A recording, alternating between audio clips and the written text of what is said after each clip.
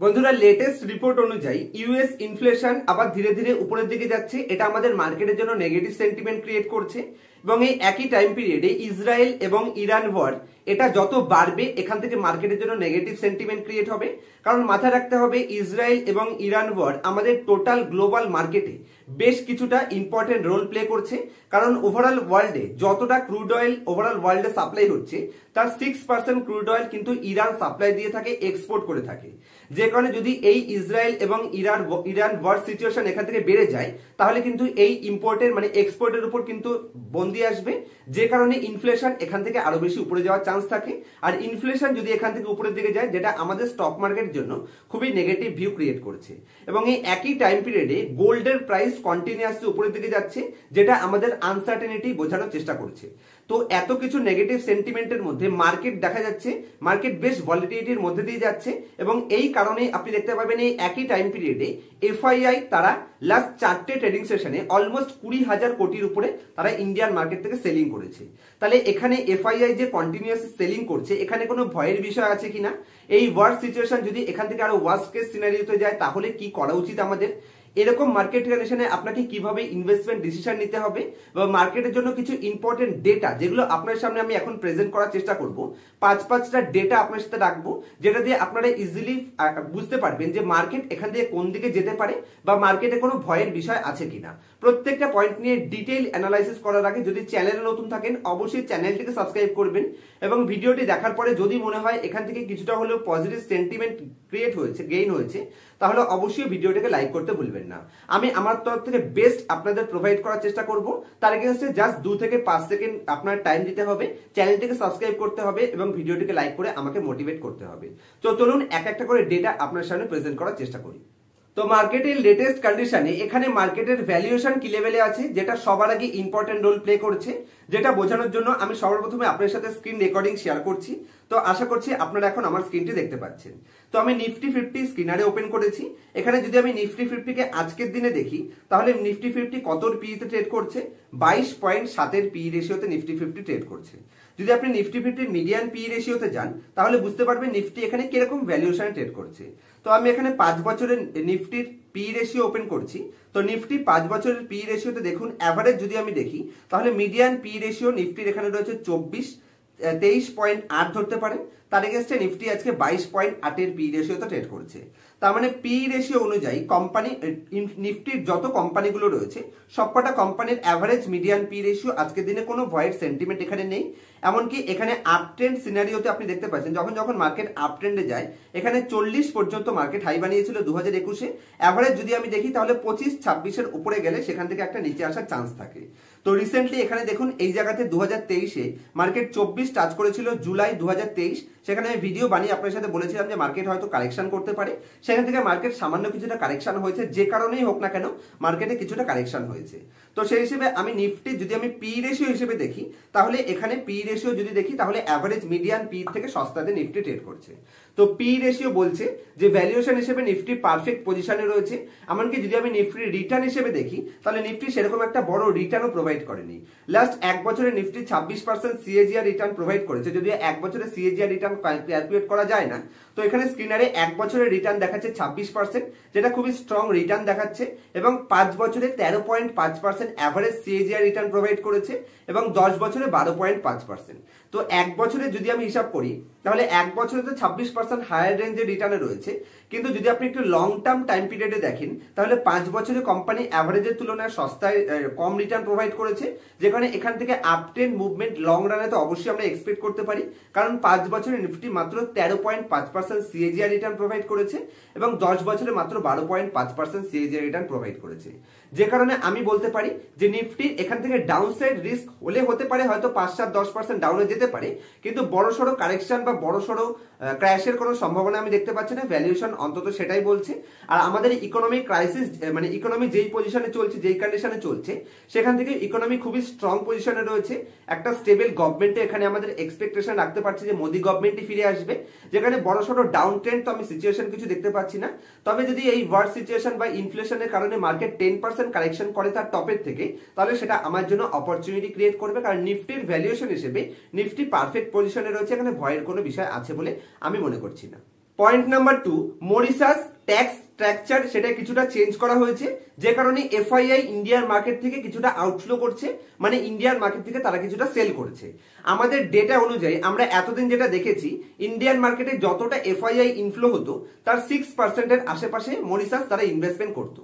আর মরিশাসের সাথে ইন্ডিয়ান গভর্নমেন্টের একটা মানে স্ট্রাকচার ছিল, ট্যাক্সে তারা ছাড় পেত, কিন্তু রিসেন্টলি বেশ কিছুটা অন্যান্য এদিক ওদিক থেকেও ইনভেস্টমেন্ট আসার কারণে ইন্ডিয়ান গভর্নমেন্ট এখানে ট্যাক্সের যে স্ট্রাকচারটা ছিল সেটাতে কিছুটা চেঞ্জ করেছে, যে কারণে মরিশাস তারা তাদের ফান্ডকে ইন্ডিয়ান মার্কেট থেকে কিছুটা উইথড্রল করছে। লাস্ট চারটে ট্রেডিং সেশনে এফআইআই যে কারণে ইন্ডিয়ান মার্কেট থেকে 20,000 কোটির আশেপাশে তারা সেলিং করেছে, কম বেশি 20,000 কোটির আশেপাশে তারা 4টে ট্রেডিং সেশনে সেল করেছে। কিন্তু মাথায় রাখতে হবে তারা যতটাই সেল করেছে এখানে কোনো নেগেটিভ সেন্টিমেন্ট আমরা আসতেই দিইনি। কেন? কারণ ইন্ডিয়ান ডিআইআই এতটাই স্ট্রং হয়ে গেছে যে তারা যতটা সেল করেছে সম্পূর্ণটা লাস্ট 4টে ট্রেডিং সেশনে আমাদের ডিআইআই মানে মিউচুয়াল ফান্ড হাউসগুলো তারা কিন্তু অ্যাবজর্ব করে নিয়েছে, যে কারণে এটা মার্কেটের জন্য অতটা নেগেটিভ সেন্টিমেন্ট ক্রিয়েট করতেই পারছে না। ফার্দার তাদের যদি ইন্ডিয়ান মার্কেটে এন্ট্রি নিতে হয় তাহলে কিন্তু তাদের হায়ার ভ্যালুয়েশনে এন্ট্রি নিতে হবে। নেক্সট পয়েন্ট, যদি আমি লেটেস্ট ডেটা হিসেবে দেখি তাহলে ফেব্রুয়ারি মাসের লেটেস্ট ডেটা আমাদের বলছে যে ফেব্রুয়ারি মাসে হাইয়েস্ট লেভেল এসআইপি ইন্ডিয়ান মার্কেটে আমরা করেছি, মানে আমাদের মতন ডোমেস্টিক যত রিটেল ইনভেস্টর আছে তারা মিউচুয়াল ফান্ডে এসআইপি 19,000 কোটি টাকা তারা কিন্তু আমরা করেছি। আমি আরেকবার ডেটাটা দেখে নিচ্ছি। হ্যাঁ, 19,000 কোটি শুধু ফেব্রুয়ারি মাসে এসআইপি মারফত ইন্ডিয়া স্টক মার্কেটে ডিআইআই তে ইনফ্লো হয়েছে, যে কারণে যত এফআইআই মার্কেটে সেলিং করছে সমস্তটা কিন্তু আমরা ডিআইআই বা মিউচুয়াল ফান্ড হাউসরা বা ধরতে পারেন আমাদের মতো রিটেল ইনভেস্টররা অ্যাবজর্ব করে নিচ্ছি, যে কারণে এটা কোনো লং রানে নেগেটিভ সেন্টিমেন্ট ফেলতে পারবে বলে আমার মনে হচ্ছে না। এখানে কোনো নেগেটিভ সাইন নেই, এখানে চিন্তা করার কোনো বিষয় নেই। Point number 3, USA United state আমেরিকার ইনফ্লেশন ডেটা লেটেস্ট একটা কোয়ার্টারে আমরা দেখতে পাচ্ছি ধীরে ধীরে আবার আপ ট্রেন্ডের দিকে যাচ্ছে, যেটা মার্কেটের জন্য শর্ট টার্মে কিছুটা নেগেটিভ সেন্টিমেন্ট ক্রিয়েট করছে। কেন নেগেটিভ সেন্টিমেন্ট ক্রিয়েট করছে? কারণ এর আগে আমরা যেসব ডেটাগুলো দেখেছি সেই হিসেবে ফেডও আমাদের যে ধরনের ইন্টারভিউ দিয়েছিল আমরা এটা এক্সপেকটেশন করেছিলাম যে 2024-এ হয়তো মার্কেটে 4-5টা রেট কাট আমরা এক্সপেকটেশন রাখছিলাম। কিন্তু ইনফ্লেশন ডেটা যদি আবার এখান থেকে ধীরে ধীরে উপরের দিকে যায় এবং ওয়ার্স্ট সিচুয়েশন যদি এখান থেকে কিন্তু ওয়ার্স্ট সিচুয়েশনে যায় তাহলে আমরা জানি ইনফ্লেশন এখান থেকে আরো বাড়ার চান্স থাকে। আর ইনফ্লেশন যদি উপরের দিকে যায় তাহলে কিন্তু ইন্টারেস্ট রেট হয়তো এরকমও হতে পারে যে 2024-এ ইন্টারেস্ট রেট কাটই হলো না, যে কারণে মার্কেট এটাকে শর্ট টার্ম নেগেটিভ ইম্প্যাক্টের মতন নিচ্ছে এবং শর্ট টার্মে মার্কেটে বেশ কিছুটা ভলিটিলিটি আমরা দেখতে পাচ্ছি। একদিন মার্কেট কারেক্ট করছে, আবার মার্কেট কিছুটা রিকভারি করছে, কিন্তু ওভারঅল নেগেটিভ সেন্টিমেন্টের মধ্যেই মার্কেট রয়েছে।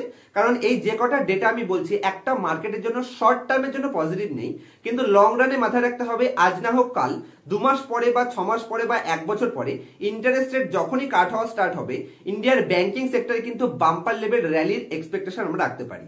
তো যদি আপনি লং রানে মার্কেটের জন্য থাকেন তাহলে এসব দিকে চিন্তা করার কোনো বিষয় নেই।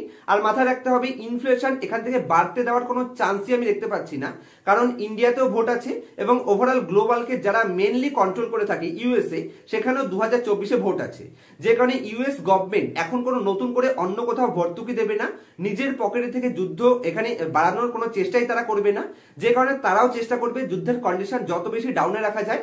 কারণ 2024-এ ভোটের কারণে ইনফ্লেশন ডেটা হাই হতে দেবে না, যেটা ইউএস গভর্নমেন্ট চেষ্টা করবে। এবং যে কোনো গ্লোবাল মার্কেটে ইনফ্লেশনের কারণে সবারই অবস্থা একটু টাইটাই ফিস রয়েছে, যেখানে প্রত্যেকটা কান্ট্রি চেষ্টা করবে যে ওয়ার্ল্ড সিচুয়েশনটাকে কিভাবে হ্যান্ডেল করা যেতে পারে যাতে করে ওভারঅল গ্লোবাল মার্কেট আবার এখান থেকে আপ ট্রেন্ডে র্যালি দেখতে পারে।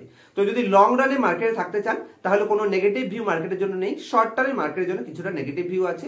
তো ফাইনাল ডিসিশন আপনার যে আপনি লং রানে যাবেন না শর্ট রানে যাবেন। শর্ট টার্মের জন্য মার্কেট নেগেটিভ সেন্টিমেন্টে, কিন্তু লং রানের জন্য মার্কেটে ভয় পাওয়ার কোনো বিষয় নেই। 2 মাস 4 মাস 6 মাস বা 1 বছর হোল্ড করতে পারলে ডেফিনেটলি মার্কেট এখান থেকে আবার পজিটিভ সেন্টিমেন্ট ক্রিয়েট করতে বাধ্য হবে।